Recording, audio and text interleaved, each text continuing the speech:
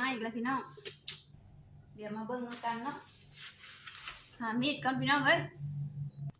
ของมาอีกแล้วราคาถูกเพเลยราคาถูกทั้งเพพุดไต้พี่น้องทั้งเพก็ว่าพื้นสีคำนี่แหละได้นะเนาะมาอยู่เกือบปีแล้วพี่น้องเอ้ยพุดไต้ได้สีคำเนาะทั้งเพว่าพื้นอันนี้นะเป็นอันนั้นพี่น้องเอ้ยสเปรย์สีปลูกผมเนาะบอกง่ายๆว่าสเปรย์ปลูกผมนะ84 บาทพี่น้องแต่ว่ายังไม่ได้โอนตังค์จ่ายเขาเนาะเขาได้แล้วประจักษ์เลยนี่3 กล้องพี่น้อง3 ขวดเนาะสร้างในต่อพี่น้องเอ้ย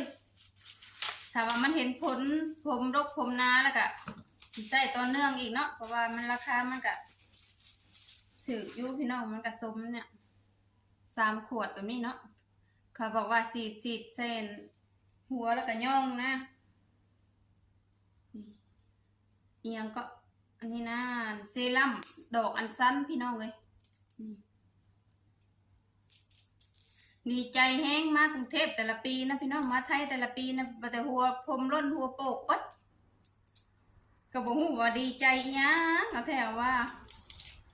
ดีใจก็คือบ้านก็คือเมืองเนาะจนผมร่นพี่น้องมาแน่นะผมก็สิได้ย่อมซีอีกแล้วแหละนี่เรื่องยาวนะมันยาวอยู่พี่น้องเลยแต่ว่ามันเด็กหน่อยนะเนาะถามว่ามันบ่ป้งบ่มันก็ป้งนี่แต่ว่าแบบบำรุงมันแข็งแห้งขึ้นนะจนว่ามันเป็นคือวัยรุ่นปล่อยงอนแล้วพี่น้องเลยนี่มันนี่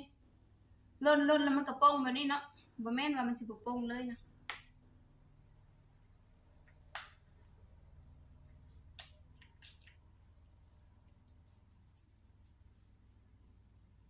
กินหอมๆพี่น้องบ่ซุนบ่ยังได้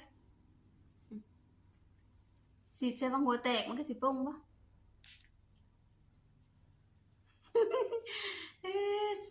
รีวิวแบบสดๆร้อนๆเลยพี่น้องเลย